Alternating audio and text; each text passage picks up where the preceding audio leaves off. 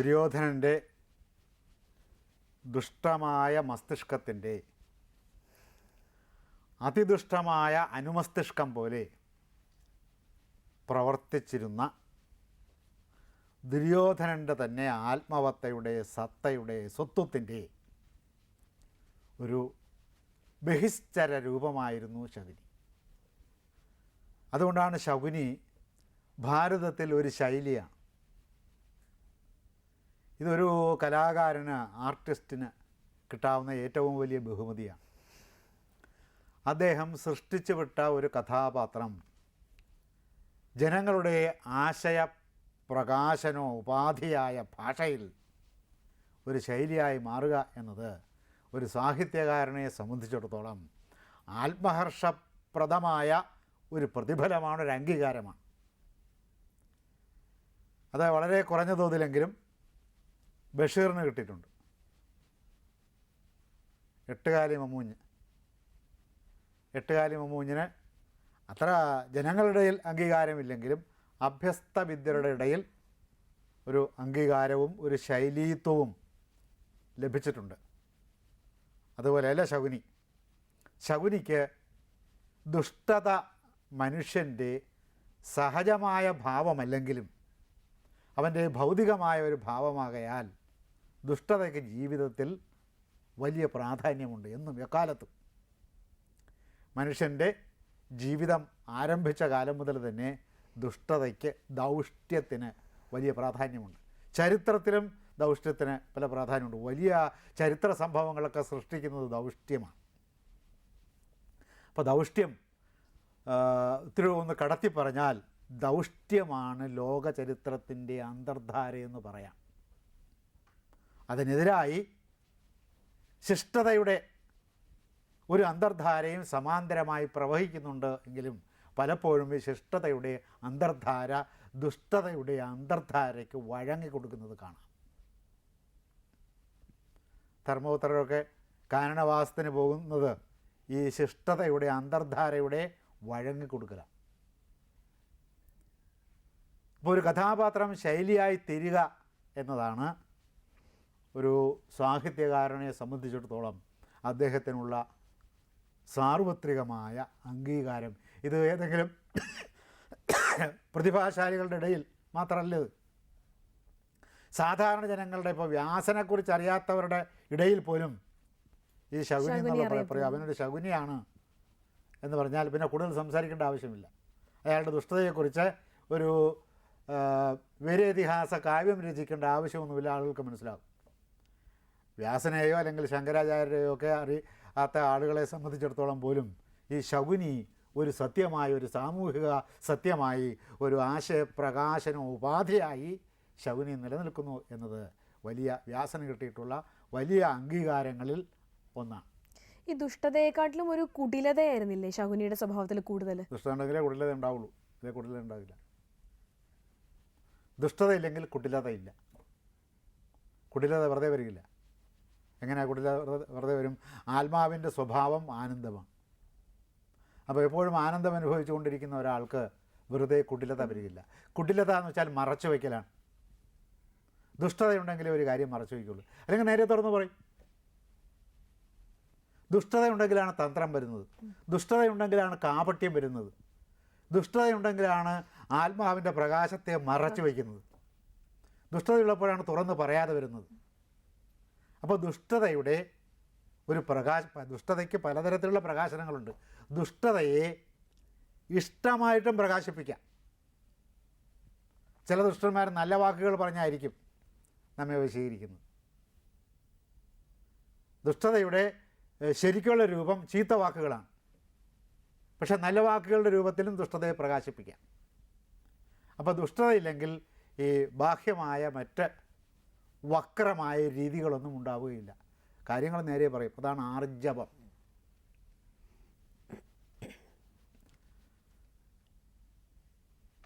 യഥോ ഋത ആർജവോ യതഃ. ആർജവമുള്ളിടത്തും സത്യമുള്ളിടത്തും ഭഗവാനുണ്ട് എന്നാണ്.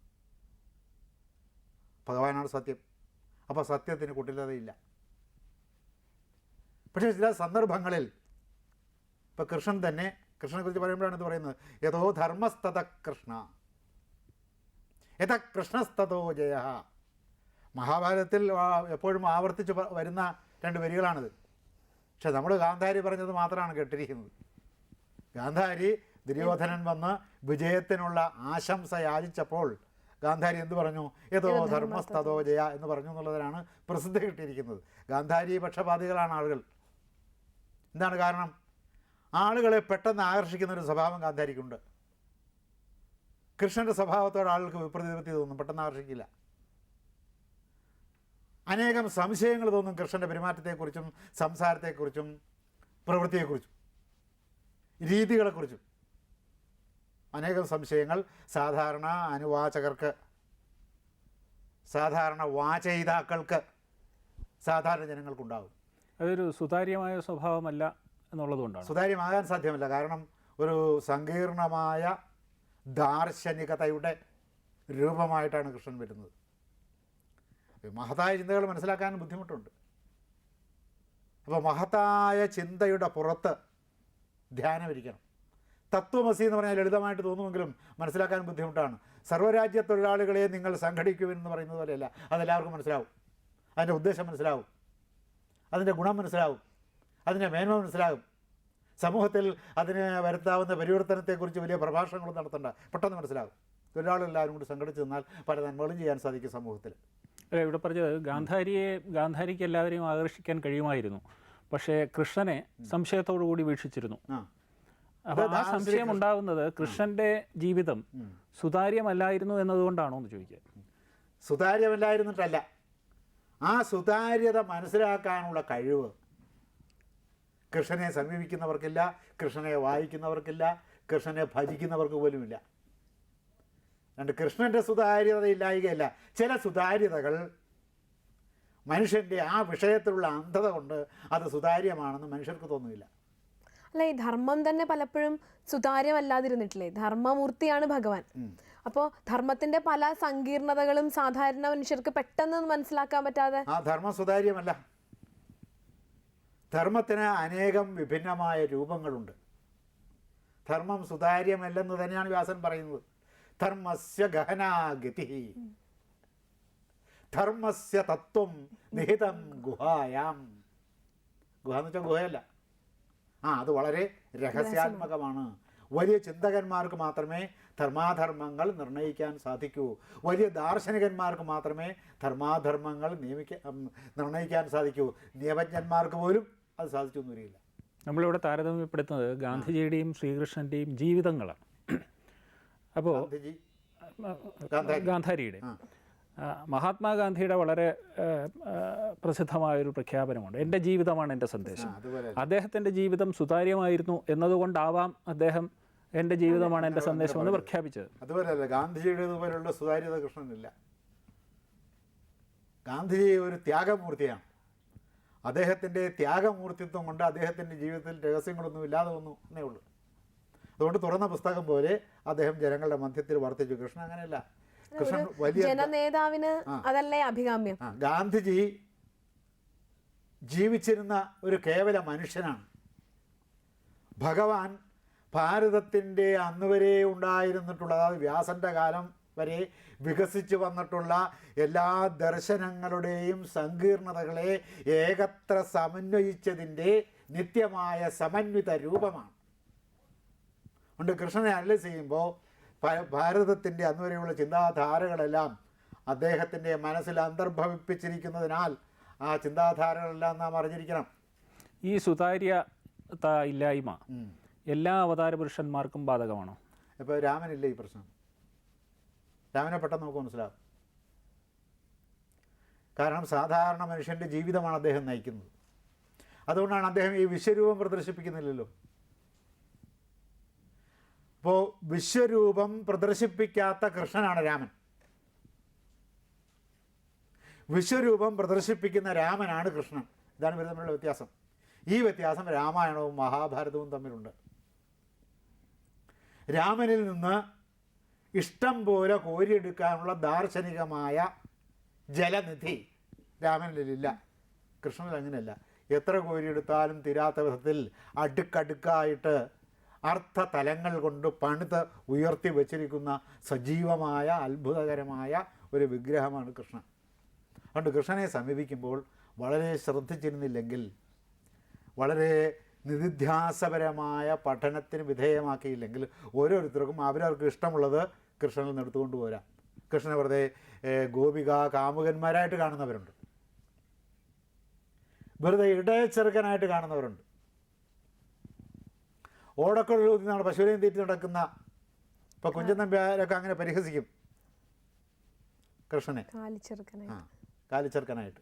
ഏത് ലെവലിലേക്കും കൃഷ്ണനെ നമുക്ക് വലിച്ചു നീട്ടാം. ഏത് തരത്തിലുള്ള ദാർശനികതയുടെയും അടര് നമുക്ക് കൃഷ്ണനിൽ നിന്ന് അടർത്തിയെടുക്കാം. ഇങ്ങനെ വിവിധ വ്യാഖ്യാന സാധ്യതകളുള്ള ഒരു കഥാപാത്രം, ഒരു ഈശ്വര രൂപം ലോകത്തിൽ വരെ കാണില്ല. അതുതന്നെയാണ് മഹാഭാരതത്തിൻ്റെ ദർശനത്തിൻ്റെ സങ്കീർണതയും. അതുകൊണ്ട് ധർമ്മം, കൃഷ്ണൻ അനുഷ്ഠിച്ച ഒരു ധർമ്മം നമുക്ക് സാധാരണ മനുഷ്യർക്ക് അല്ലെങ്കിൽ നിരൂപകന് അധർമ്മമായിട്ട് തോന്നാം. അപ്പം അതുകൊണ്ട് കൃഷ്ണനെ സമീപിക്കുമ്പോൾ വളരെ ശ്രദ്ധാലുക്കളായിരിക്കണം. എല്ലാ ദർശനങ്ങളും ഷഡ് ദർശനങ്ങളും മനസ്സിലാക്കിയിരുന്നാൽ അദ്ദേഹത്തെ മനസ്സിലാക്കാൻ എളുപ്പമുണ്ട്. ഈ പ്രശ്നം ഗാന്ധാരിയുടെ പാതിവൃത്യ നിഷ്ഠയിലില്ല. വേറൊന്നുമില്ല ഗാന്ധാരിക്ക്. പാതിവൃത്യം അനുഷ്ഠിച്ച് കൊട്ടാരത്തിൽ ശാന്തമായി ജീവിച്ചു, പതിശുശ്രൂഷം ചെയ്ത്. ഇത് മാത്രമേ ഉള്ളൂ. പെട്ടെന്ന് മനസ്സിലാകും, പെട്ടെന്ന് ഇഷ്ടപ്പെടും, പെട്ടെന്നൊരു അത്ഭുതം തോന്നും, പെട്ടെന്ന് ആരാധന തോന്നും. ഗാന്ധാരി സാധാരണ സ്ത്രീകളെയും സാധാരണ മനുഷ്യരെല്ലാം പെട്ടെന്ന് കയറി ആവേശിക്കും. കൃഷ്ണനെ നമ്മൾ കരുതലോടുകൂടിയേ കൃഷ്ണൻ്റെ അടുത്തേക്ക് ചെല്ലും. വളരെ ലാളിത്യമുണ്ട്. കുന്തിയെ കാണുന്ന ഉടനെ നമസ്കരിക്കുകയാണ് ചെയ്യുന്നത് കൃഷ്ണൻ. സാധാരണതയിൽ നമുക്കങ്ങനെ സങ്കല്പിക്കാൻ പറ്റുമോ? അച്ഛൻ്റെ പെങ്ങളാണ്. വിതുരരുടെ ഭവനത്തിൽ ചെല്ലുമ്പോൾ കുന്തി അവിടെ ഉണ്ട്. കുന്തിയെ നമസ്കരിച്ചിട്ടാണ് വർത്തമാനം പറയുന്നത്.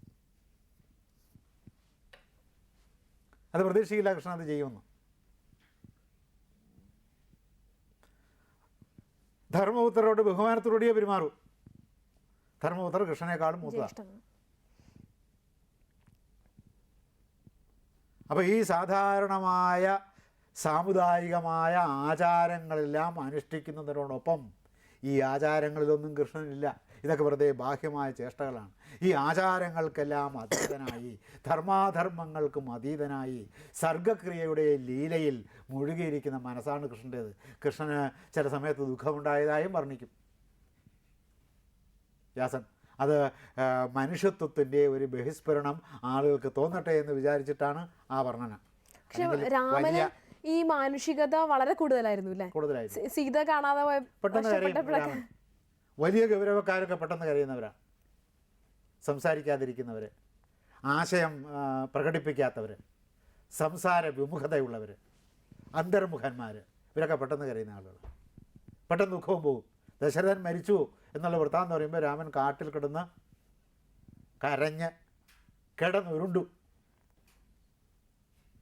പലരും അച്ഛൻ മരിച്ചങ്ങ് നന്നായി എന്ന് വിചാരിക്കുന്നവരായിരിക്കും. കാരണം അത്രയും വൃദ്ധസദനത്തിൽ കൊണ്ടുപോയി ആക്കുന്ന ചുമതലയിൽ നിന്ന് ഒഴിവായി കിട്ടിയല്ലോ എന്ന് വിചാരിച്ചിട്ട് ഉള്ളിൽ സന്തോഷമായിരിക്കും, പുറമേ എന്ന് കാണിക്കുകയും ചെയ്യും. എല്ലാം കാണിക്കേണ്ടതായിരുന്നു എന്ന് പിന്നീട് വിചാരിക്കുകയെങ്കിലും ചെയ്യും, കാണിച്ചില്ലെങ്കിൽ. രാമൻ അങ്ങനെയല്ല. അതാണ് ആർജവമാണ്, സ്വഭാവത്തിലെ ആർജവം. ആർജവം എന്ന് പറഞ്ഞാൽ ഋജുത്വം എന്നാണ്, സ്ട്രേറ്റ് ഫോർവേഡ്നെസ്. അതാണ് നേരെ വാ നേരെ പോ എന്ന് പച്ചമലയാളം. ഒരു കാര്യങ്ങളും മറച്ചു വയ്ക്കില്ല. കൃഷ്ണൻ മറച്ചു വയ്ക്കും. ഒരു സംഗതി പറയുന്നതിന് ഒത്ത സന്ദർഭമല്ലെങ്കിൽ അദ്ദേഹം അത് പറയില്ല. ഒത്ത സന്ദർഭമാണെങ്കിലേ പറയുള്ളൂ. ഒത്ത സന്ദർഭമാണെങ്കിൽ മുഴുവൻ പറയില്ല. ചിലപ്പോൾ ഒന്ന് സൂചിപ്പിച്ച് നിർത്തിക്കളയും. ചിലയിടത്ത് ആവശ്യത്തിൽ കവിഞ്ഞ് സംസാരിക്കും. നമുക്ക് തോന്നും ഈ സംസാരം ആവശ്യത്തിൽ കവിഞ്ഞു പോയി എന്ന് തോന്നും. അത് നമ്മുടെ തോന്നലാണ്. അതെന്തുകൊണ്ടാണ് നമുക്ക് അങ്ങനെ തോന്നുന്നത്? അത് നമ്മുടെ പരിമിതി കൊണ്ടാണ്. നമ്മുടെ പരിമിതികൾ. മഹാഭാരതത്തിലേക്ക് ചെല്ലുന്ന സന്ദർശകൻ ആദ്യം മനസ്സിലാക്കേണ്ടത് ആ സന്ദർശകൻ്റെ പരിമിതികളാണ്. ഒത്തിരി പരിമിതികളുണ്ട് നമുക്ക്. ധ്യാനം കൊണ്ട് പരിമിതികളെ ജയിച്ച കവിയാണ് വ്യാസൻ. വ്യാസൻ ഋഷിയാണ്. വ്യാസൻ വലിയ കലാകാരനാണ്. വ്യാസൻ ശാസ്ത്രജ്ഞനാണ്. അന്നുവരെ ഉണ്ടായിരുന്ന എല്ലാ ശാസ്ത്രങ്ങളും പഠിച്ചിട്ടുള്ളവനാണ്. ശാസ്ത്രജ്ഞനാണ്, ദാർശനികനാണ്, ചിന്തകനാണ്. അപ്പോൾ ഇതെല്ലാം വ്യാസൻ്റെ ഈ സിദ്ധികളെല്ലാം അദ്ദേഹത്തിൻ്റെ കഥാപാത്ര രചനയിലേക്ക് വരും. വ്യാസൻ്റെ അധർമ്മ സങ്കല്പത്തിൻ്റെ 2 പ്രധാന മൂർത്തികളിൽ ഉപമൂർത്തിയാണ് ശകുനി. അപ്പോൾ ഇവരെല്ലാം ദാർശനിക പ്രതീകങ്ങളുമാണ്, അതേസമയത്ത് തന്നെ വ്യക്തികളുമാണ്, അതേസമയത്ത് തന്നെ കഥാപാത്രങ്ങളുമാണ്. അപ്പോൾ ഇതെല്ലാം കൂടി ഒരേ സമയത്ത് മനസ്സിലാക്കിക്കൊണ്ട് ഇതിലേക്ക് പ്രവേശിച്ചില്ലെങ്കിൽ പലതരത്തിലുള്ള തെറ്റിദ്ധാരണകൾക്ക് ഇട നൽകുന്നതാണ്. അപ്പോൾ ശകുനി ഒരു ശൈലിയായി എന്നുള്ളത് തന്നെ to be or not to be എന്ന് പറഞ്ഞാൽ ഇംഗ്ലീഷ് പഠിച്ചിട്ടുള്ളവർക്കെല്ലാം അറിയാം അതാര് പറഞ്ഞതാണ്. അതൊരു ശൈലിയായി. അതുപോലെയാണ്. അതുപോലെ അല്ല എങ്കിൽ നമുക്കൊന്ന് ഉപമിക്കേണ്ടി വരുമ്പോൾ വേറൊരു രാജ്യത്തിലെ കവിയുടെ നാടകത്തിൻ്റെ സൃഷ്ടിയോട് നാടകത്തോട് ഉപമിക്കുമ്പോൾ ഈ വാചകം പറയാം നമുക്ക്. ആ വാചകം ശൈലിയായതുപോലെ ഈ കഥാപാത്രം ശൈലിയായി. കഥാപാത്രം ശൈലിയാവുക എന്ന് പറയുന്നത് അസാധാരണമായ ഒരു അംഗീകാരമാണ്. അപ്പോൾ വ്യാസന് അംഗീകാരം നേടിക്കൊടുത്ത, ജനങ്ങളുടെ ഇടയിൽ അംഗീകാരം നേടിക്കൊടുത്ത ഒരു കഥാപാത്രം കൂടിയാണ് ശകുനി. അപ്പോൾ ശകുനി ദുര്യോധനോട് പറഞ്ഞു, നമുക്ക് നിൻ്റെ സങ്കടത്തിന് ഒരു പരിഹാരമുണ്ടാക്കാം, നമുക്ക് ചിന്തിക്കാം, നീ വ്യസനിക്കേണ്ട ആവശ്യമില്ല. അവൻ വിലസി വളർന്ന് വലുതായി വടവൃക്ഷം പോലെ പന്തലിച്ച് നിൽക്കട്ടെ, ഒരു കോടാലി മതി ഇതിനൊക്കെ. ഏത് വടവൃക്ഷത്തെയും പതുക്കെ പതുക്കെ ഇരുന്ന് വെട്ടിക്കൊണ്ടിരുന്നാൽ മതി, അവസാനം മറിഞ്ഞത് താഴത്ത് വീഴും. അതിനുള്ള വേലകൾ ഞാൻ കാണിച്ചു തരാം, നീ സമാധാനമിരിക്കുക, ശാന്തമായിരിക്കും, നിൻ്റെ വ്യസനങ്ങളെ അകറ്റുക എന്ന് പറഞ്ഞ് ആശ്വസിപ്പിച്ചു. ഈ കൂട്ടത്തിലൊക്കെ കർണനുമുണ്ട്. അപ്പോൾ ഈ പാഞ്ചാലൻ്റെ ജയം, അത് പാണ്ഡവരുടെ ജയം എന്നതിനേക്കാൾ ഏറെ, പാഞ്ചാലൻ്റെ പരാജയം എന്നതിനേക്കാൾ ഏറെ, ദ്രോണരുടെ സൗഹൃദം സ്ഥാപിക്കാനുള്ള ശ്രമം എന്നതിനേക്കാൾ ഏറെ അത് ദുര്യോധനന് ഭാവിയിൽ ഉണ്ടാകാൻ പോകുന്ന പരാജയത്തെ സൂചിപ്പിക്കുന്നതായിരുന്നു എന്ന് ദുര്യോധനൻ മനസ്സിലാക്കി. അങ്ങനെയാണ് ദുര്യോധനൻ ആ സംഭവത്തെ കണ്ടത്. ഇത് ധൃതരാഷ്ട്രർക്കും വലിയ വ്യസനമായി. ദുര്യോധനാദികൾ ഇത് മനസ്സിലാക്കണം, അവരുടെ പരാജയം മനസ്സിലാക്കണം, അല്ലെങ്കിൽ അവരുടെ കഴിവുകേട് മനസ്സിലാക്കണം എന്നുള്ളൊരു ഉദ്ദേശം ദ്രോണർക്കുണ്ടായിരുന്നു. ഇല്ല, ദ്രോണർക്കുണ്ടായി എന്നുള്ളതിന് സൂചനകളൊന്നുമില്ല. അപ്പോൾ സൂചനയില്ലാത്ത കാര്യം നാം പറഞ്ഞു വെച്ചാൽ അത് മഹാഭാരതത്തിൻ്റെ പുറത്ത് കെട്ടിയേൽപ്പിക്കുന്ന ഒരു ഭാരമായിട്ട് വരും. എങ്ങും അങ്ങനെ ഒരു സൂചന മഹാഭാരതത്തിൽ കണ്ടിട്ടില്ല. നമ്മുടെ ഭാവനയിൽ നമുക്കങ്ങനെ തോന്നുന്നതിൽ തെറ്റൊന്നുമില്ല. പക്ഷേ വ്യാസൻ ഉദ്ദേശിച്ചിട്ടുണ്ടോ എന്ന് നമുക്കൊരു തോന്നൽ വന്നാൽ ആദ്യം ചെയ്യേണ്ടത് അത് വ്യാസൻ ഉദ്ദേശിച്ചിരിക്കാൻ ന്യായമുണ്ടോ, കാവ്യശാസ്ത്രപരമായ അംഗീകാരമുണ്ടോ നമ്മുടെ ആ തോന്നലിന് എന്ന് നോക്കണം. എന്നിട്ടേ ഇത് പറയാവൂ. പലപ്പോഴും നിരൂപകന്മാർ മഹാഭാരതത്തിൻ്റെ മേൽ, ഇപ്പോൾ രാഹുൽ സാങ്കൃത്യായൻ, ഇവരൊക്കെ ഐരാവതി കാർവേ, ഇവരൊക്കെ ഭാരതീയരാണ്. മഹാഭാരതത്തിൻ്റെ പുറത്ത് അവരുടെ ആശയങ്ങൾ കെട്ടിയേൽപ്പിക്കുക. സാമൂഹ്യ പഠനത്തിനും ചരിത്ര പഠനത്തിനുമുള്ള ഒരു സാമഗ്രിയല്ല മഹാഭാരതം. ചരിത്രത്തിൻ്റെ സൂചനകൾ അതിൽ നിന്ന് കിട്ടുമെന്ന് മാത്രമേ ഉള്ളൂ. അത് വെച്ചുകൊണ്ട് ചരിത്രം പഠിക്കാനൊക്കെയില്ല. ഇപ്പോൾ മലയാളത്തിലെ ഉണ്ണുനീല് സന്ദേശം എന്ന് പറഞ്ഞൊരു കൃതിയുണ്ട്. ഉണ്ണുനീല് സന്ദേശം ചരിത്രദൃഷ്ടിയിൽ എന്ന് പറഞ്ഞിട്ട് ഇളംകുളം കുഞ്ഞൻപിള്ളയുടെ, പ്രൊഫസറായിരുന്ന ഇളംകുളം കുഞ്ഞൻപിള്ളയുടെ ഒരു പഠനമുണ്ട്. ഗ്രന്ഥകർത്താവ്, ആ കാവ്യത്തിൻ്റെ കർത്താവ് കവി, ഈ കാവ്യം വെച്ചുകൊണ്ട് ചരിത്രം പഠിക്കണമെന്ന് ഉദ്ദേശിച്ചിട്ടില്ല. വർണ്ണിച്ച് വരുമ്പോൾ തിരുവനന്തപുരത്ത് നിന്ന് ആദിത്യവർമ്മ ഇളയ രാജാവ് ഈ അനന്തപത്മനാഭസ്വാമി ക്ഷേത്രത്തിൽ ദർശനം കഴിഞ്ഞ് ഇറങ്ങി വരുമ്പോൾ ഈ കഥാനായകനെ രാത്രിയിൽ ഒരു യക്ഷി എടുത്തുകൊണ്ട് പോകുന്നതാണ് കടുത്തുരുത്തിയിൽ നിന്ന്. ആ യക്ഷി കഥാനായകനെയും എടുത്തുകൊണ്ട് രാത്രിയിൽ പൂന്തോട്ടത്തിൽ കിടന്നുറങ്ങിയിരുന്ന കഥാനായകനെയും എടുത്തുകൊണ്ട് തിരുവനന്തപുരത്ത് വന്നപ്പോഴേക്കും ശ്രീപത്മനാഭസ്വാമി ക്ഷേത്രത്തിൽ നിന്ന് നരസിംഹമന്ത്രം ജപിക്കുന്നതിൻ്റെ ശബ്ദം കേട്ട് യക്ഷി പേടിച്ച് ഈ കഥാപാത്രത്തെ, ഉണ്ണുനീല സന്ദേശത്തിലെ പ്രധാന കഥാപാത്രത്തെ വിട്ടുകളഞ്ഞു എന്നാണ്. എന്നിട്ട് യക്ഷിയുടെ കാര്യത്തിന് പോയി. കഥാപാത്രം പതുക്കെ പതുക്കെ, വളരെ മുകളിൽ നിന്നാണ്, പതുക്കെ പതുക്കെ പതുക്കെ പതുക്കെ പതുക്കെ പതുക്കെ പതുക്കെ പതുക്കെ താങ്ങി താങ്ങി തദനവൃതന മാരുതേനാനുയാതോ എന്നാണ്. മാരുതൻ കാറ്റ് പതുക്കെ പതുക്കെ ഇങ്ങനെ താങ്ങി പിടിച്ചിട്ടുണ്ടായിരുന്നു. അങ്ങനെ താങ്ങി പിടിച്ച് താഴത്ത് വന്ന് ഊരയും കുത്തി അങ്ങ് വീണു, നടുവൊടിഞ്ഞു പോയി. അന്ന് പിന്നെ തിരുവനന്തപുരത്ത് ആയുർവേദ കോളേജ് ഇല്ലാതിരുന്നതുകൊണ്ട് ഒരു പിഴിച്ചിലൊക്കെ കഴിച്ചിട്ട് പോകാം എന്ന് വിചാരിക്കാനും അന്ന് ന്യായമുണ്ടായിരുന്നില്ല. അപ്പോൾ അങ്ങനെ വീണ് കിടക്കുമ്പോഴാണ് ഇളയരാജാവ് ദർശനം കഴിഞ്ഞ് വരുന്നത്. അപ്പോൾ ഇളയരാജാവിനോട് പറഞ്ഞു, ഇങ്ങനെ എൻ്റെ ഭാര്യയാണോ കാമുകയാണോ വേശ്യയാണോ എന്നൊന്നും നിർണ്ണയിക്കാൻ ഒക്കാത്ത വിധത്തിലാണ് വർണ്ണന. എന്നെ കാണാത്തത് കൊണ്ട്, ഉറക്കത്തിൽ എഴുന്നേറ്റ് എന്നെ കാണാത്തത് കൊണ്ട് അവൾ വളരെ സങ്കടപ്പെടും. അതുകൊണ്ട് അങ്ങ് അവിടെ പോയി ഞാനിങ്ങനെ ഊരയും കുത്തി വീണ് നടു നന്നായിട്ടൊന്നും ഒടിഞ്ഞിട്ടില്ലെങ്കിലും എഴുന്നേക്കാൻ വയ്യാത്ത വിധത്തിൽ ഒടിഞ്ഞു പോയി. അപ്പോൾ അതുകൊണ്ട് ഞാൻ ഇവിടെ നിന്ന് വരാൻ താമസിക്കും, ആ വിവരം ഒന്ന് അവളോട് പറയാമോ എന്നിട്ട് വഴി പറഞ്ഞു കൊടുക്കുക. അങ്ങോട്ട് പോകാനുള്ള വൈക്കത്തുള്ള കടുത്തുരുത്തി എന്ന് പറയുന്ന സ്ഥലത്തിലേക്ക്. കടുത്തുരുത്തി എന്നാണ് അവിടെ എഴുതി വെച്ചിരിക്കുന്നത്, കടൽ തുരുത്താണ്. അപ്പോൾ ഈ കടൽ തുരുത്ത് എന്ന സ്ഥലത്തേക്ക് പോകാനുള്ള വഴി പറഞ്ഞു കൊടുക്കുകയാണ്. അപ്പോൾ ആ കൂട്ടത്തിൽ ചരിത്ര സംഭവങ്ങൾ വരും, ചരിത്ര പ്രാധാന്യമുള്ള സ്ഥലങ്ങളുടെ വർണ്ണനകൾ വരും. പക്ഷേ ഇതൊന്നും കവി ഉദ്ദേശിക്കുന്നില്ല. കവി ഉദ്ദേശിക്കുന്നത് ഈ ആദിത്യവർമ്മയ്ക്ക് പോകാനുള്ള വഴി പറഞ്ഞു കൊടുക്കുമ്പോൾ ആ വഴി ഏതെല്ലാം സ്ഥലങ്ങളിൽ കൂടി പോകുന്നുവോ ആ സ്ഥലങ്ങളെയൊക്കെ അദ്ദേഹം വർണ്ണിക്കുന്നുണ്ട്. അത് വെച്ചുകൊണ്ട് ചരിത്രം പഠിക്കുന്നത്, ചരിത്രം പഠിക്കേണ്ട തരത്തിലുള്ള ചരിത്ര ദർശന അനുസാരിയായ ഒരു പഠനമല്ലാത്തതുകൊണ്ട് അതിൽ പലതരം അബദ്ധങ്ങളും പിണയും. ആ അബദ്ധങ്ങൾ പിന്നീടുള്ള തലമുറകൾ പഠിച്ചു വയ്ക്കുകയും ചെയ്യും. അബദ്ധങ്ങൾ പഠിച്ചു വയ്ക്കുന്നതുകൊണ്ട് കുഴപ്പമുണ്ടെന്നുള്ളതല്ല, അബദ്ധങ്ങളും പഠിച്ചോട്ടെ. അതുപോലെ അബദ്ധങ്ങൾ പഠിക്കുന്നതിനുള്ള കാരണമായിട്ട് തീരും മഹാഭാരതത്തെ ആസ്പദമാക്കിയുള്ള ചരിത്ര രചന. അതൊരു പ്രശ്നമാണ്. ഇതിഹാസത്തിൽ എന്തൊക്കെ ഉണ്ടായിരിക്കും? ഇതിഹാസത്തിൽ സനാതനധർമ്മം ഉണ്ടായിരിക്കും, ഇതിഹാസത്തിൽ ചരിത്രം ഉണ്ടായിരിക്കും, ഇതിഹാസത്തിൽ കഥയുണ്ടായിരിക്കും, ഇതിഹാസത്തിൽ അന്നത്തെ സമൂഹത്തിൻ്റെ യഥാർത്ഥമായ വർണ്ണന ഉണ്ടായിരിക്കും. ഇതെല്ലാം ഉണ്ടായിരിക്കും. ഇതെല്ലാം വകതിരിച്ച് മനസ്സിലാക്കാവുന്ന ഒരാൾ ഇതെഴുതിയാൽ നന്നായിരിക്കും.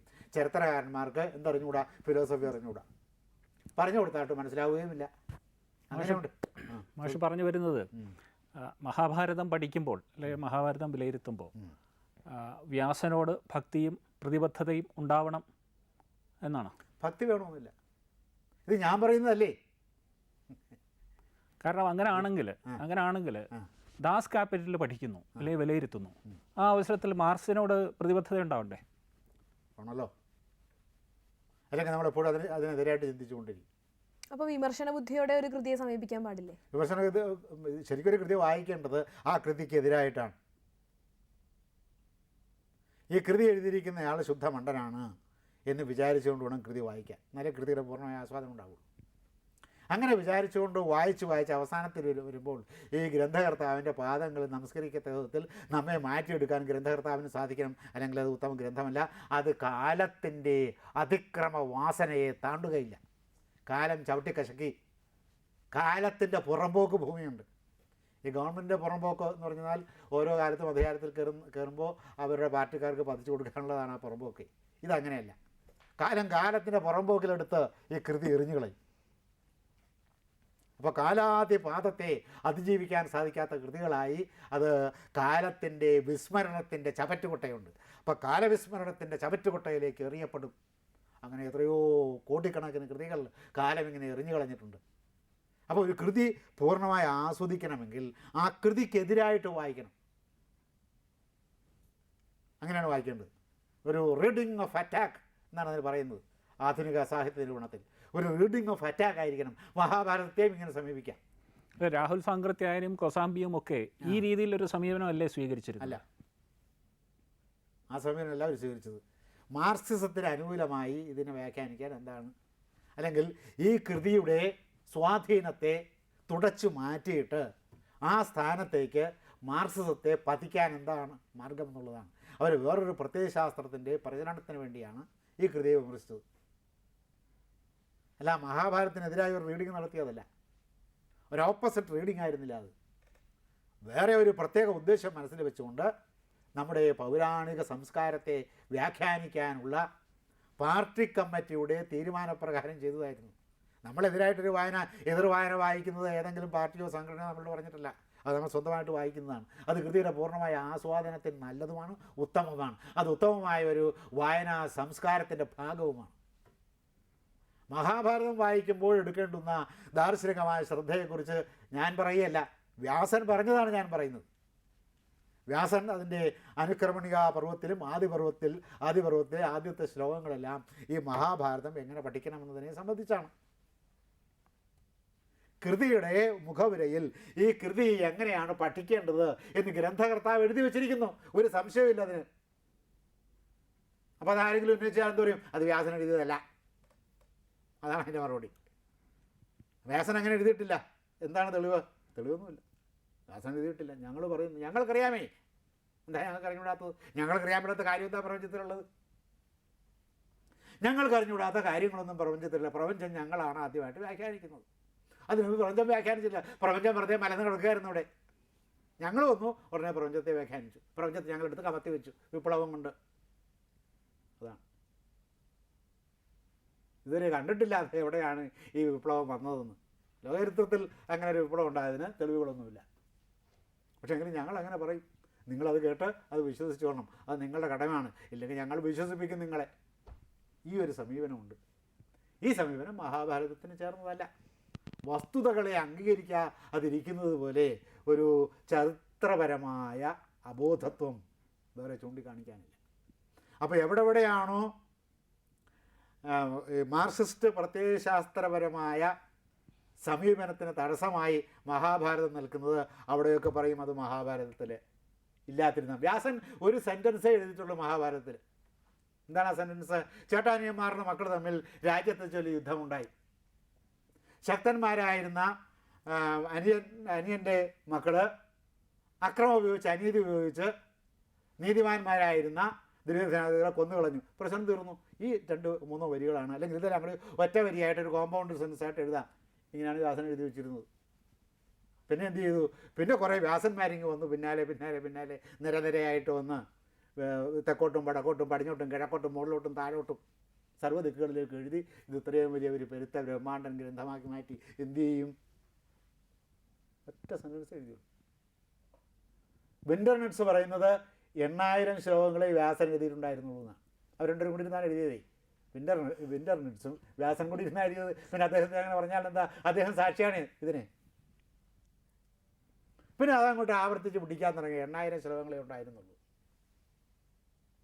മഹാഭാരതത്തെ ഏതെല്ലാം തരത്തിൽ വിപുലീകരിക്കാമെന്നും ചുരുക്കി എഴുതാമെന്നും സംക്ഷിപ്തമാക്കാമെന്നും വ്യാസൻ തന്നെ പറഞ്ഞിട്ടുണ്ട് മഹാഭാരതത്തിൽ. ഇതെല്ലാം മറന്നിട്ടാണ് ഇങ്ങനത്തെ പ്രസ്താവനകൾ നടത്തുന്നത്. അപ്പോൾ സംസ്കാരം പഠിക്കുമ്പോൾ ആദ്യം ആ സംസ്കാരത്തിൻ്റെ വസ്തുത എന്താണെന്ന് കണ്ടെത്തിയിട്ട് അംഗീകരിക്കേണ്ടതിനെ അംഗീകരിക്കാൻ നിവൃത്തിയൊന്നുമില്ല.